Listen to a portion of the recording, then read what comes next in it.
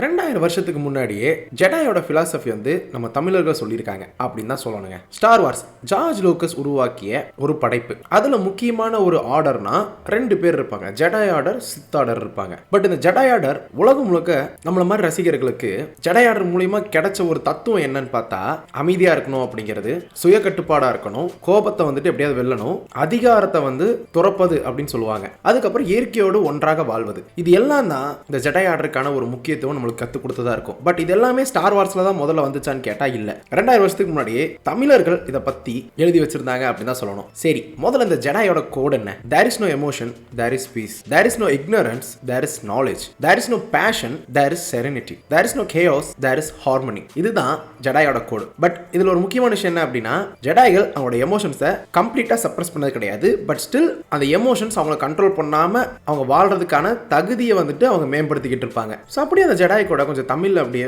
சொல்லி பாருங்களேன். உணர்ச்சிகள் இல்ல, அமைதி தான் நிலவுது. அறியாமை இல்ல, அறிவு விளங்குது. தீவிர உணர்ச்சி வேகம் இல்ல, நிம்மதி நிலவுது. குழப்பம் இல்ல, இணக்கம் நிலவுது. ஸோ இதுதான் அவங்களோட கோட். கடைசியா தான் there is no death, there is the force அப்படின்னு முடிப்பாங்க. ஏன்னா ஸ்டார் வார்ஸை பொறுத்த வரைக்கும் மரணம் அப்படிங்கிறது முடிவு இருக்காது. ஃபோர்ஸோட இணைஞ்சு ஸ்டில் அவங்க பேடவான்ஸ் ஆகட்டும், ஃபோர்ஸை நம்புறவங்க ஆகட்டும், அவங்க தேவைப்படுறவங்க ஆகட்டும், எல்லாத்துக்குமே அவங்க கைட் பண்ணிட்டு இருப்பாங்க. கைண்ட் ஆஃப் ஒரு மென்டார், காட் அந்த மாதிரி வந்து அவங்க ஃபோர்ஸ்லயுமே ஸ்டில் கைட் பண்ணிட்டு இருப்பாங்க. What ever. பட் ஸோ இதுதான் ஜெடாய் கோடு. ஓகேவா? ஸோ எமோஷன்ஸ் வரும்போதே அந்த செல்ஃப் கண்ட்ரோல் அப்படிங்கிறது வந்துடும். ஸோ இப்போ செல்ஃப் கண்ட்ரோல் பத்தி சங்க இலக்கியத்தில் சொன்னது என்ன அப்படின்னா, ஃபர்ஸ்ட் நம்மளுக்கு சங்க இலக்கியங்கள்லாம் என்னெல்லாம் இருக்குன்னு சொல்லி தெரியும் இல்லையா? 8 தொகை நூல்கள், 10 பாட்டு நூல்கள், 14 கீழ்கணக்கு நூல்கள், இதெல்லாமே வந்து சங்க இலக்கியங்கள் அப்படின்னு சொல்லுவாங்க. அண்ட் 14 மேற்கணக்கு நூல்களில் தான் இந்த 8 தொகை நூல்களும் 10 பாட்டு நூல்களும் வரும். இதெல்லாமே நம்மளுக்கு தமிழில் படிச்சிருப்போம் ஸ்கூல்ல. ஸோ அடக்கத்தை பத்தி அவங்க சொல்றது என்ன அப்படின்னா, ஸோ உண்மையான வீரன் வந்து வலிமையானவன் கிடையாது அப்படின்னும், தன்னை தானே கட்டுப்படுத்துறவன் தான் உண்மையான வீரன். அதான் சொல்லுவாங்கல்ல, ஆசை அடக்கிட தெரிஞ்சா எங்க எல்லாம் கலடியில் கிடக்கும். ஸோ நிறைய பேர் வந்து ஒருத்தர் தூண்டினாலுமே அமைதியா இருந்த மன்னர்கள் நிறைய பேர் இருந்திருக்காங்கன்னும், அவங்கள பத்தி கவிதைகளையுமே வந்துட்டு இந்த மாதிரி நூல்களை நம்ம படிச்சிருப்போம். The kings who remains calm despite provocation. அதுதான் இம்பார்ட்டன்ட். ஸோ இது எப்படிப்பட்ட ஆட்கள்? ஜெடாய். Exactly the same. ஓகேவா? பட் இப்போ இந்த ஒரு செல்ஃப் கண்ட்ரோலை இழக்கிறவங்க தான் ஈஸியா டார்க் சைடுக்குள்ள போயிருவாங்க. அப்பதான் அவங்க சித்தா மாறுறாங்க. சிம்பிள். உதாரணத்துக்கு ஒரு திருக்குறள் சொல்றேன். அடக்கம் அமரருள் உய்க்கும், அடங்காமை ஆறிருள் உய்த்து விடும். இந்த குறளோட பொருள் என்னங்க? அடக்கம் வந்து ஒருத்தனை தேவருள்ள சேர்க்கும் அப்படிங்கிறதும், அடங்காமை வந்து நரகத்தின் பேரூர்ல வந்துட்டு தள்ளிடும் அப்படிங்கிறது தான். ஸோ லிட்டரலி ஜெடாயோட ஆர்டரே இதை பேஸ் பண்ணி தான் முக்காவாசி இருக்கும். இதுல வந்துட்டு கை தேர்ந்தவர் யாருன்னு பார்த்தா ஓபிவான் கெனோபி. ஸோ இவர் மட்டும் தான் பெர்ஃபெக்டா இருப்பாரு. இவர் நிறைய ப்ரொவோகேஷன் வந்திருக்கும், நிறைய இழந்திருப்பாரு. எல்லாமே கிட்டத்தட்ட தான் விரும்பியவங்க, தனக்கு பிடிச்ச மாஸ்டர், தன்னோட பேடவான் எல்லாத்தையுமே இழந்து, மொத்த ஆர்டரையுமே இழந்து, யாருமே இல்லாம ஒரு சின்ன குழந்தைய வளர்த்தறதுக்காகவே வந்து ஒரு அகதியா சுத்தி இப்படி இருந்த ஒருத்தர் எவ்வளவு நிலைமைக்கு தள்ளப்பட்டுமே டார்க் சைடுக்குள்ள போயிருக்க மாட்டாரு. So one of the perfect character arc அப்படின்னா கெனோபியை தான் சொல்லணும். ரொம்ப பெஸ்டா இருக்கும். ஈவன் ஸ்டார் வார்ஸ்ல இருக்கக்கூடிய எல்லா கேரக்டர்ஸுமே பெஸ்ட் கேரக்டர் ஆர்க்காக தான் இருக்கும். நான் சீக்வல் ட்ரைலஜி சொல்லல, அதுக்கு முன்னாடி அந்த மூவிஸ் எல்லாத்தையும் நான் சொல்றேன். ஓகேவா? சீக்வல் ட்ரைலஜி கேரக்டர்ஸ்க்கு பொட்டன்ஷியல் இருக்கு, பட் ஆனால் டிஸ்னி அதை வேஸ்ட் பண்ணிட்டாங்க. ஓகே, பட் எல்லா கேரக்டர்ஸுமே வந்துட்டு ஜஸ்ட் கேரக்டர் இல்லாம அந்த யூனிவர்ஸ்ல இருக்கக்கூடிய அந்த ஒரு கேரக்டருக்கான ஒரு உயிரா அவங்க வாழ்ந்திருப்பாங்க. ஸோ அதுல வந்து ரொம்ப பெர்ஃபெக்டா இருந்தது எனக்கு எப்பவுமே தோன்றது யாருன்னா கண்டிப்பா இவர் மட்டும்தான். ஸோ அந்த குரலுக்கு ஒரு எடுத்துக்காட்டா இவரை வந்துட்டு வச்சுக்கலாம். ரெண்டாவது ஏங்கர், கோபம். யோடா என்ன சொல்லுவார் அப்படின்னா, fear leads to anger, anger leads to hate, hate leads to suffering. So இது எல்லாமே வந்துட்டு கடைசியில் ஒருத்தன டார்க் சைடுக்குள்ள கொண்டு போயிடும். நம்மளோட தமிழ் இலக்கியங்கள் மட்டும் இல்ல, நிறைய இடத்துல நம்ம படிச்சிருப்போம். கட்டுப்படுத்த முடியாத கோபம் நம்மளையும் சரி சமூகத்தையும் சரி அழிச்சிரும் அப்படிங்கிறது. ஸோ அதனால தான் அவங்க எப்பவுமே ஒருத்தங்களை பழி வாங்கறதுக்கு பதிலாக ஜெடாய்கள் பொறுமையா இருக்கிறது வந்துட்டு கடைப்பிடிப்பாங்க. பொறுமைக்கு தான் முக்கியத்துவம் கொடுப்பாங்க. ஏன்னா அவங்க நினைச்சா நம்மளை வந்துட்டு இந்த மாதிரி சித்தார்டர் அழிச்சிருச்சு, இப்போ வந்து அவங்க முடிச்சிடலாம் அப்படின்னு சொல்லிட்டு. ஏன்னா சித்தார்டர் வந்து அழிச்சது எப்படி? 2 பேர் சேர்ந்து பிளான் போட்டது தான். ஒருத்தரோட மாஸ்டர் மைண்ட் அப்ரண்டிஸை வச்சு காய நகர்த்தி அப்படியே கொஞ்சம் கொஞ்சமா பாலிடிக்ஸ் மூலியமா வந்து ஜெடாய் ஆர்டருக்குள்ள இருந்தே அவங்களை அட்டாக் பண்ணியிருப்பாங்க. சிம்பிளா தான் பண்ணியிருப்பாங்க. அவங்க நினைச்சிருந்தா இதே விஷயத்தை அவங்களால திரும்ப பண்ண முடியுமே. ஏன்னா ஒரு சிங்கிள் பால்பட்டைன் வந்து மொத்த ஜெடாயோட மைண்டை கிளவுட் பண்ணி அவங்க இருக்கிற இடத்துலயே இருந்திருக்கான், தன்னோட டார்க் சைடை வெளிக்காட்ட முடியாம. அப்ப எந்த அளவுக்கு அந்த ஃபோர்ஸ்ல கை தேர்ந்தவனா இருப்பான்? எல்லாரும் வந்துட்டு வயசானவன் உள்ள இருந்தே கண்டுபிடிக்க முடியும் சொல்லி ஜெடாயை குறை சொல்றீங்க. But as per the force how it works அப்படி சொல்லி யோசிச்சு பார்த்தீங்க அப்படின்னா, அந்த டார்க் சைடை வந்துட்டு அவ்வளோ பியூட்டிஃபுல்லா ஹை கவர்னன்ஸோட ஹேண்டில் பண்ணியிருப்பாங்க பால்பட்டின் கேரக்டர்ல. பட் அவங்க உடனே பழிவாங்கலாம் கிடையாது. பேஷன்ஸ், வெயிட் பண்ணாங்க.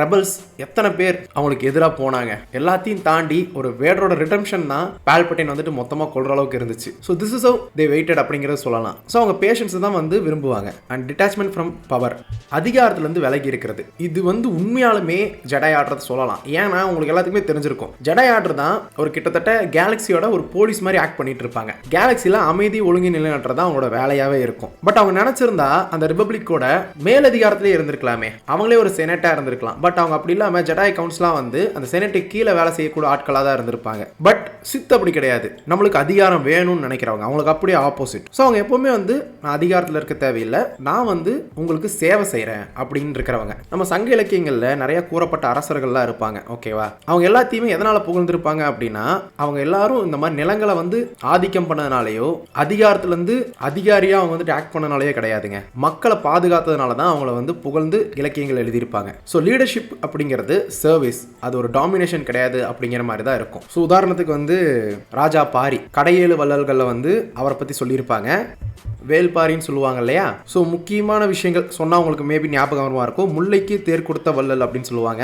ஸோ உதாரணத்துக்கு தான் இவர் ஒருத்தர் சொல்கிறேன். இந்த மாதிரி நிறைய பேரை பற்றி இலக்கியங்களில் நம்ம கிட்ட இருக்கும். ஸோ இவங்க எல்லாத்தையும் போற்றப்பட்டதுக்கான காரணம் தே சர்வ்டு பீப்புள், நாட் டாமினேட்டட். அதனால தான். ஸோ அந்த மாதிரி தான் ஜடாய்களுமே இருந்தாங்க. அதுதான் அவங்களோட கோடு. சரி, இப்போ அந்த இயற்கையும் ஆற்றலும், அதாவது நேச்சர் அண்ட் ஃபோர்ஸ், ஜடாய்கள் நம்புறது என்னன்னா ஃபோர்ஸ் வந்து நம்ம எல்லாருக்குள்ளேயுமே இருக்குது அப்படிங்கிறதும், விலங்குகள், செடிகள், மக்கள், இந்த பிரபஞ்சம் எல்லாத்துலேயுமே இருக்குது அப்படிங்கிறது. இந்த சங்க இலக்கியம் இருக்கு இல்லையா, அதில் இருக்கிற நூல்கள் எல்லாமே வந்து தொடர்ச்சியா நம்ம மனிதர்களுமே வந்து இந்த இயற்கையோட ஒரு அங்கம் தான் அப்படின்னு சொல்லும். நம்ம அதுல இருந்து விலக்கடிக்கப்பட்டவங்க கிடையாது அப்படின்னு அழுத்தமா சொல்லும். ஏன்னா உண்மையாலுமே மலைகள், காடுகள், கடல், மலை, அப்புறம் பறவைங்க, இது எல்லாமே வந்து ஜஸ்ட் ஒரு சீனரி மட்டும் கிடையாது. இது எல்லாமே மனுஷனோட வாழ்க்கையிலையும் அவனோட உணர்வுக்குள்ளேயுமே வந்து கோர்க்கப்பட்ட விஷயங்கள் தான். இந்த இயற்கை முழுக்காவே நம்ம கிட்ட வந்து கோர்த்திருக்கும். இதை நான் வந்து உதாரணமா இன்னொரு விஷயத்தையும் நான் சொல்லுவேன். ஃபார் எக்ஸாம்பிள், நீங்க கோஸ்ட் ஆஃப் சுஷிமா கேம் இருக்கு இல்லையா, இந்த வீடியோ வந்து பார்க்குறவங்க எத்தனை பேர் கேமர்ஸாக இருப்பீங்கன்னு தெரியாது, ஸ்டார் வார்ஸ் ஃபேனாக இருப்பீங்கன்னு தெரியாது. தமிழ் சங்கம் அப்படின்னு போட்டிருந்ததுனால கண்டிப்பாக வந்து ஸோ இலக்கிய ரீதியாக இருக்கக்கூடிய விஷயங்களை வந்து தெரிஞ்சுக்கிறதுக்காகவும் நிறைய பேர் வீடியோக்கு வந்திருப்பீங்க.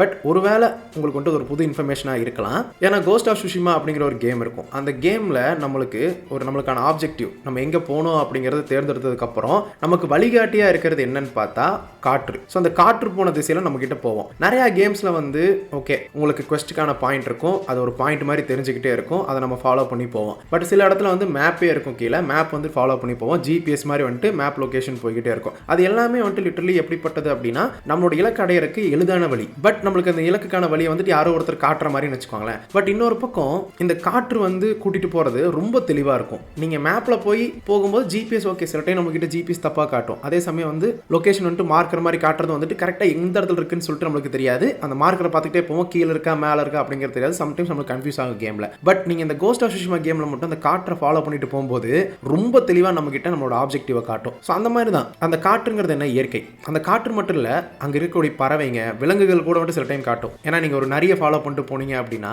அந்த நரி வந்து அதுக்கான ஒரு கோயிலை காட்டும். அதுகிட்ட போய் நம்ம வந்து வேண்டும் போது நம்மளுக்கு ஒரு ஸ்கில் பாயிண்ட் வந்துட்டு அப்கிரேட் ஆகும். அது மட்டும் இல்லாமல் கோல்டன் பேர்ட்ஸ் இருக்கும், அதை ஃபாலோ பண்ணிட்டு போகும்போது அப்படி தான் நம்ம ஸ்கில் வந்துட்டு மேம்படுறதுக்கு என்ன அப்படிங்கிறதுக்கான வழியுமே அது காட்டும். நம்ம ஸ்கில் அல்லது மேம்படுத்தினா என்ன ஆகும், டேரக்டாக நம்மளோட ஃபைனல் டெஸ்டினேஷனுக்கு நம்ம போகும்போது நம்மளோட ஸ்கில் எல்லாம் பெர்ஃபெக்டாக போகும்போது என்ன ஆகும் அப்படின்னா நம்ம பெர்ஃபெக்டாக அந்த கேம் வந்துட்டு முடிக்கலாம். ஸோ இதை நீங்கள் லைஃப்லையும் அப்ளிகேபிள் பண்ணி பார்க்கலாம். ஸோ நம்மளுக்கான டெஸ்டினேஷன் எது அப்படிங்கிறத நம்ம தேர்ந்தெடுத்துட்டோம் அப்படின்னா அந்த பாதையை நம்ம சுற்றி இருக்கிற அந்த பிரபஞ்சமே காட்டி கொடுக்கும். நீங்கள் சரியான பாதையில் தான் போறீங்க அப்படின்னா நீங்கள் தேர்ந்தெடுத்த பாதைக்கு ரிலேட்டபிளாக தான் உங்களை சுற்றி இருக்கிற விஷயங்களும் நடக்கும். இதுதான் அந்த கேம் வந்துட்டு சொல்லிக் கொடுத்த எனக்கு ஒரு விஷயம். ஸோ இதுதான் வந்து ஜடாய்களுமே நம்புறாங்க. ஒன்ஸ் நம்மளுக்கான ஒரு விஷயத்தை நீங்கள் தேர்ந்தெடுத்தீங்க அப்படின்னா அந்த நேச்சர் நம்மளுக்கு கைட் பண்ணும், அந்த ஃபோர்ஸ் நம்மளுக்கு வழிகாட்டும். அந்த இயற்கை சார்ந்த விஷயங்களுக்குள்ள இருக்கக்கூடிய அந்த ஃபோர்ஸ் நம்மளை ஈஸியாக கைட் பண்ணி நம்மளுக்கான பாதையை எளிதாக்கி கொடுக்கும். அண்ட் ஜடாய்கள் இன்னொன்றுமே சொல்லுவாங்க, எளிதான ஒரு பாதை அரிதாகவே ஒரு பயனுள்ள லட்சியத்துக்கு வழிவகுக்கும் அப்படின்னு சொல்லுவாங்க. ஏன்னா எல்லாருமே ஏர்லி சக்சஸ் அப்படின்னு சொல்லுவாங்க, ஏர்லி சக்சஸ் இஸ் ஸ்கேம் அப்படின்னு சொல்லுவாங்க. சில பேருக்கு வந்துட்டு ஸ்கேமா இருக்கும், சில பேர் ஓகே சீக்கிரமா சக்சஸ் ஆனது பயங்கரமா இருப்பாங்க, ஒரு பாயிண்ட்ல வந்துட்டு அவங்க காணாம போயிடுவாங்க. அந்த மாதிரி ஆட்கள் நம்ம வந்து கண்டென்ட் கிரியேட்டர்ஸே நிறைய பேர் பார்த்திருப்போம். பயங்கர பீக்ல இருந்திருப்பாங்க ஒரு வருஷத்துக்கு முன்னாடி, 2 வருஷத்துக்கு முன்னாடி எல்லாம். திடீர்னு பார்த்து இப்போ அவங்க ஆளே இருந்திருக்க மாட்டாங்க. பட் அந்த ஏர்லி சக்சஸ் இல்லாம ஹார்ட் ஒர்க் பண்ணி பண்ணவங்க இன்னுமே நிறைய பேர் இருப்பாங்க. அந்த மாதிரி கண்டென்ட் கிரியேட்டர்ஸுமே நம்ம பார்த்திருப்போம். கைண்ட் ஆஃப் இது எல்லாமே வந்துட்டு ஸ்டார் வார்ஸ் சொன்ன ஒரு விஷயம் தான். பட் இந்த ஸ்டார் வார்ஸ் சொன்ன ஒரு விஷயம் கைண்ட் ஆஃப் ஒரு சங்க இலக்கியங்கள்ல இன்ஸ்பயர் பண்ணப்பட்டது அப்படின்னு கூட சொல்லலாம். ஏன்னா உண்மையாலுமே ஸ்டார் வார்ஸ்ல இருக்கக்கூடிய நிறைய விஷயங்கள் வேதாந்தத்துல வந்து குறிப்பிட்டதா இருக்கும், அதுல இருந்து எடுத்த மாதிரி தான் இருக்கும். அதை பத்தி நான் தனியா வீடியோ போடுறேன். சரி ஓகே. வாரியர் வித் கம்பேஷன், கருணை கொண்ட வீரர்கள் ஆர் வீரன், சிங்கிள் பர்சன் சொன்னாலும் சரி, நிறைய பேர் சொன்னாலும் சரி, தமிழ் இருக்கக்கூடிய ஹீரோஸ் எல்லாமே தேவைப்படும் போது மட்டும் தான் சண்டையை போடுவாங்க. ஏன்னா நம்ம எதிரிகள் சாகிறதன் மூலமா நம்ம அந்த ஒரு வெற்றியை கொண்டாடுறது கிடையாது. அந்த அமைதி இருக்கு இல்லையா, திரும்ப அந்த உலகத்துல நம்ம நிலைநாட்டும் போது தான் அது உண்மையான ஒரு வெற்றி. ஏன்னா எதிரியை கொல்றது வெற்றி கிடையாது, அவனால் இருந்த பிரச்சனையை தீர்க்கிறதா வெற்றி. இதனால தான் ஜெடாய்கள் வந்து லைட் சேபர் எடுத்துக்கிட்டு போவாங்க. ஸோ லைட் சேபர் வச்சுக்கிறது ஒருத்தவங்க ஜெயிக்கிறதுக்காக கிடையாது, பாதுகாப்புக்காக, மக்களையும் தனக்கும் தான். ஸோ ஒரு டிஃபென்ஸ்க்காக மட்டும்தான் அவங்க சண்டை போடுவாங்களே தவிர்த்து அவங்க வந்துட்டு ஃபைட் இனிஷியேட் பண்ண மாட்டாங்க. So this is how they followed the code. And humility, இதை வந்துட்டு தாழ்மைன்னு சொல்லலாம், பணிவுன்னு சொல்லலாம். ஓகேவா, இதுதான் யோடாவோட கிரேட்டஸ்ட் லெசன் அப்படின்னு சொல்லாங்க. அவர் எப்பவுமே வந்து நிறைய விஷயங்கள் கத்துக்கிறத நிறுத்தவே மாட்டார். ஏன்னா இந்த தமிழ் இலக்கியங்கள் வந்து நம்மளுக்கு கற்றுக் கொடுத்தது என்ன அப்படின்னா, இந்த பணிவு தான் நம்மளுக்கு ஞானத்தை கொடுக்குங்கிறத கற்றுக் கொடுத்துருப்பாங்க. நம்மளுக்கு இப்போ பெருமை வேணும் அப்படின்னா அது கண்டிப்பாக டவுன்ஃபாலில் தான் போய் முடியும். அதாவது அதை சொல்லுவாங்கல்ல, ராசி உள்ள பக்கம் வெற்றி வந்து சேரும், காசு உள்ள பக்கம் வேறு திமிரு வந்து சேரும்னு. ஸோ அந்த மாதிரி திமிரா இருந்து தற்பெருமை பேசிக்கிட்டு இந்த மாதிரி இருக்கிறவங்கலாம் ஒரு கட்டத்தில் டவுன்ஃபாலாக தான் சந்திப்பாங்க. பட் நீங்கள் பணிவாக இருந்து பாருங்களேன், நிறைய இடத்துல நான் தான் அப்படிங்கிற மாதிரி இல்லாமல் நான் மனுஷன் தானே, ஐம் ஜஸ்ட் மீ அப்படின்னு சொல்லிட்டு இருந்து பாருங்களேன், உங்களுக்கு ஞானமும் சரி உங்களோட வளர்ச்சியும் சரி இருந்துகிட்டே இருக்கும். ஏன்னா the wise person is the one who keeps learning. Okay, so கற்றுக்கங்க. ஏன்னா படிக்கிறதுங்கிறது வேற, கற்றுக்கிறதுங்கிறது வேற. இது நான் வந்து என்னோட ஃபர்ஸ்ட் இயரில் ஒரு எஸ்ஏ எழுத சொன்னாங்க. ஓகேவா, அந்த எஸ்ஏல நான் வந்து கடைசியாக ஒரு எழுதினேன் அந்த ஒரு ஸ்டேட்மெண்ட் தான் அது. So learning something is better then studying every thing அப்படின்னு நான் சொல்லி எழுதியிருப்பேன். ஸோ அந்த மாதிரி கற்றுக்கோங்க. ஏன்னா இது வந்துட்டு ஜஸ்ட் ஒரு ஸ்டேட்மெண்ட் மாதிரி உங்களுக்கு தெரியலாம். பட் என்ன வந்து ஏதாவது ஒரு மேடையில் வந்துட்டு பேசுனாங்க அப்படின்னா கண்டிப்பாக இந்த ஸ்டேட்மெண்ட் நான் வைப்பேன். ஏன்னா ஸ்டடிங்கிறது வேற, லேர்னிங்கிறது வேற. ஆமா தானே? ஆமானா கீழே வந்துட்டு எஸ்எம் கமெண்ட் போடுங்க. அண்ட் கடைசியா ஜார்ஜ் லூக்கஸ் இருக்கார்ல, அவர் வந்து ஓப்பனாகவே சொல்லியிருக்காரு, இந்த ஜெடாய் ஆர்டர் இது எல்லாமே வந்து நான் எதுலேருந்து இன்ஃப்ளூயன்ஸ் எடுத்து எழுதுனேன் அப்படின்னா புத்திசம், சாமரையோட ஃபிலாசபி, அதுக்கப்புறம் நிறைய கல்ச்சரில் இருக்கக்கூடிய மித்தாலஜி அண்ட் தேவோசம் அப்படின்னு சொல்லுவாங்க. ஸோ தேவோசம் அப்படிங்கிறது வந்து கிட்டத்தட்ட ஒரு ஏன்ஷியன் சைனீஸ் ஃபிலாசபி. ஓகேவா, இது வந்துட்டு நான் ப்ரொனன்சியேஷன் தப்பாக இருந்தால் மன்னிச்சுக்கோங்க. ஸோ அவங்களோட ட்ரெடிஷன், அதாவது இந்த பாதையை குறிக்கிறது சாவோ அப்படின்னு சொல்லுவாங்கன்னு நினைக்கிறேன். So naturalness, simplicity and effortless action. So இந்த மாதிரி விஷயங்கள் தான் அவங்களோட வழியாக இருந்து அதை பின்பற்றுறது அப்படின்னு சொல்லலாம். ஸோ நீங்கள் இந்த இங்யாங்கெல்லாம் பார்த்துருப்பீங்கல்ல, ஒரு பேலன்ஸ் கைண்ட் ஆஃப். ஸோ இந்த மாதிரி விஷயங்கள் எல்லாத்தையுமே இன்ஃப்ளூயன்ஸ் பண்ணி தான் அவர் எழுதியிருப்பாரு. டேரெக்டாக நான் வந்து சங்க இலக்கியங்களை வந்து இன்ஸ்பயர் பண்ணி ஜெடாயை வந்து எழுதினேன் அப்படின்னு அவர் சொன்னது கிடையாது.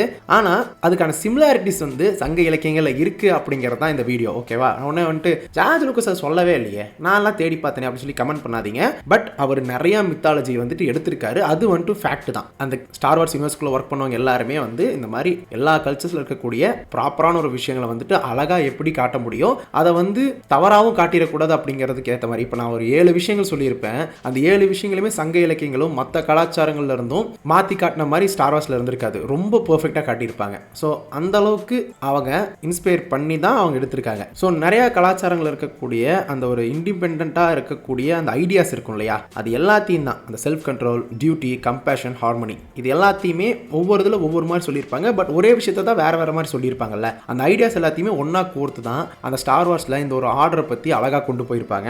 ஜஸ்ட் ஒரு ஜெடாய் ஆர்டருக்கே நான் இவ்வளோ நேரம் பேசுறேனே, அப்போ ஸ்டார் வார்ஸ்குள்ள எவ்வளோ அழகான விஷயங்கள் இருக்கும். ஸோ ஜெடாய் ஃபிலாசபி வந்துட்டு தமிழர்கள் யாரும் காப்பி பண்ண கிடையாது. ஜார்ஜ் லூக்கஸும் சங்க இலக்கியங்களை வந்து காப்பி பண்ணி இது எழுதியிருக்காருன்னு நம்ம சொல்ல முடியாது. ஆனால் ஒரு விஷயம் மட்டும்தான் உறுதி, மனுஷன் எந்த காலத்தில் வாழ்ந்தாலும் உண்மையான வீரன் அப்படிங்கிறவன் கோபத்தில் ஜெயிக்கிறவன் கிடையாது, தன்னைத்தானே வெல்றவன் தான். அதைத்தான் ஜெடாயும் சொல்றாங்க அப்படிங்கிறத நான் சொல்ல வரேன். ஸோ அந்த ஜெடாய்கள் சொல்ற ஒரு விஷயத்த நம்ம சங்க தமிழுமே 1000 வருஷம் 2000 வருஷத்துக்கு முன்னாடியே சொல்லியிருக்கு அப்படிங்கிறது தான் இந்த வீடியோ. ஹவு பியூட்டிஃபுல்லுங்க. எப்பவுமே ஸ்டார் வார்ஸ் வந்து லைக் போய்ட்ரி ரைம்ஸ் அப்படிங்கிற மாதிரி தான் இருக்கும். அதனால தான் ஸ்டார் வார்ஸுக்கு தனி ஃபேன் பேஸ் வெளியில் இருக்கும். நம்ம தமிழில் பெருசாக இல்லை, இந்தியாவில் வந்து குறைவு தான். பட் ஒரு நாள் பேசப்படும், அது எப்போ பேசப்படும் தெரியாது. பட் அது பேசுகிற வரைக்கும் சரி, பேசுனதுக்கு அப்புறமும் சரி, நான் பேசிக்கிட்டே தான் இருப்பேன். 5 வருஷம் ஆச்சு, 6வது வருஷத்துக்குள்ளே போய்கிட்டு இருக்கோம். ஸோ இது தொடர்ச்சியாக போய்கிட்டே இருக்கும். ஸோ அது வரைக்கும் be the spark, light the fire and may the force be with you. இப்போதைக்கு வரட்டா.